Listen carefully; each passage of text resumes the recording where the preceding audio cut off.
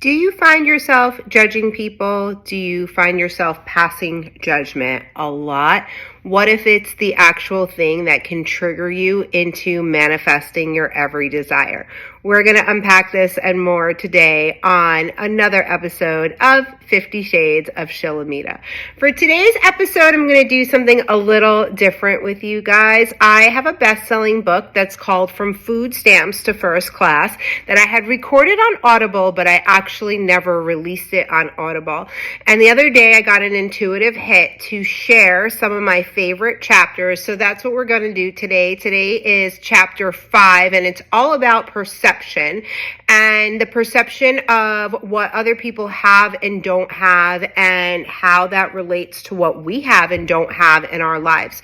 So I would love for you to watch the show. Share with me in the comments below what you think about this. If you want to get a full copy of the book, it's available on Amazon and my website, which is www.shilamida.com, SHILAMIDA.com. I love to hang out on social media, so come find me on Facebook at Shilamida Cooperstein, on Pinterest at Shilamida, and on Instagram at 50 Shades of Shilamida. I hope that you guys have the most amazing day ever. Chapter 5, Perception. Perception is an interesting word. What is perception exactly? The Oxford Dictionary defines perception as the ability to see, hear, or become aware of something through the senses. The ability. What a powerful phrase. To be able to, in this case, to be able to become aware through senses, intuition, or feeling.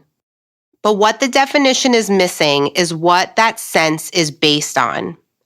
The ability to perceive something for what it is instead of our perception through our senses and feelings now. The ones that have been skewed throughout our life. Is it based on the fact that you were abused as a child or that you were raped at the age of 16? Maybe your perception is based on your having been embarrassed by a teacher or humiliated by a boss. You see, we all harbor wounds. These wounds are created throughout our lives based on what we've been through. We think that no one knows, that no one understands, and that no one has it as bad as we do. We live in an existence of self-loathing, self-pity, and self-sabotage. We are full of these limited beliefs that make us believe that this is as good as it gets. This is the life I was supposed to live, no matter how miserable it is. We allow other people to convince us that this is what it's supposed to be like. I am here to tell you that if you don't wake up happy every single day, then you are not living your best life. Girl, if your man doesn't love you, respect you, and worship the ground that you walk on, then I'm here to tell you that someone else will. If you are miserable at your job, if you hate your best friend, or if you can't stand your children, your mother, or your life, you deserve better. There is more. You deserve more. This hell that you are living in has been created by you. Yes, I need you to read that again. This hell that you are living in has been created by you. I know this is a hard pill to swallow.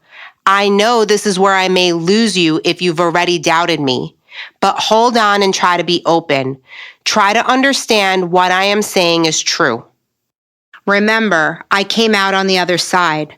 I am living the life that I love and want, and I enjoy every single second of it.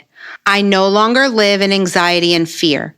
I don't give a shit what other people think, and I am striving for better, bigger, and more. Why? Because I can. Why? Why not? Why should someone else experience the luxuries of life and not me? Why does someone else get to experience happiness, joy, fun, and laughter while I sit back and watch? Hell no. I am worthy. I am good enough. I am just as good as other people, if not better. If I see Sally heading off to the Cayman Islands, or Georgia buying that new Gucci bag, or Sarah going to dinner with her sexy man, or Alicia hanging out with Betsy, Jody, and Sam, I think good for them. The point here is that we all look at others and wonder why we don't have what they have. Why do they get to have that? How do they afford that? Why not me? How come them? Does any of this internal dialogue sound familiar? It's this inside chatter that we need to learn to control. Those voices inside our heads are not reality. Those voices make shit up. You want to get to a point where you can look at all these other people and think, wow, I am so happy for them. Or at the very least, stop judging them. I promise you, Maria, Alyssa, and Nancy were not thinking about your feelings when they made plans without you. And if they consciously did, then you need to find new people to hang out with. They are not worthy of your presence. If you are beating yourself up about what you might have said, about what you might have done, or maybe about something you actually did, then you need to take a look at yourself, sister, and decide that this is the moment when you are going to shift your life. In this moment, everything is about to change. You will no longer be that girl. You will no longer be reactive. You will not respond to the behaviors of others. From this moment on, I want you to affirm, I am the best version of me. Every single morning when you wake up, I want you to affirm, today I will be the best I could be. When you are not the best you could be, I want you to forgive yourself or the other person involved. Forgive, apologize, repeat. Our perceptions are based on our wounds. Whatever we've been through is the reason why we are responding the way we are. It's not your fault that you are reactive. It's not your fault that you get angry at the drop of a hat. It's not your fault that little things make you cry. It's not your fault that people walk all over you. It is your fault now that you are aware if you let these behaviors continue. From this moment forward, you need to work your hardest to be aware of these behaviors. When you are reactive, you have to take ownership. When you get angry, you have to ask yourself why. Where is the anger stemming from? Whom is the anger mirroring? And so on. We are each a product of our environment, and our behaviors are learned behaviors. Just because this is the case, though, it doesn't mean it needs to remain this way. Just because you've always been like this doesn't mean it needs to continue. You have to make a decision. Is this the way you want your life to be? My guess is no. Here's the deal. If you continue to act exactly like you are now, nothing will change. You will continue to live in the misery or mediocrity that you are living in now. And for those of you still reading this book while cussing me out, judging me, telling me I'm wrong, thinking your life is fine just as it is, guess what? None of that matters to me. You are not proving me wrong. You are not winning me over. I don't care. Remember, my life is amazing.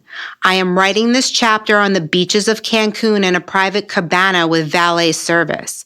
I came here on a first-class flight, and nothing anyone thinks about me matters because I have the kindest and most generous man who loves me and kids who adore me, and I spend every waking moment helping someone else other than me. I have found my heaven on earth. I live in an existence of emotional bliss. I get what my purpose is, and I get to live in that on a daily basis.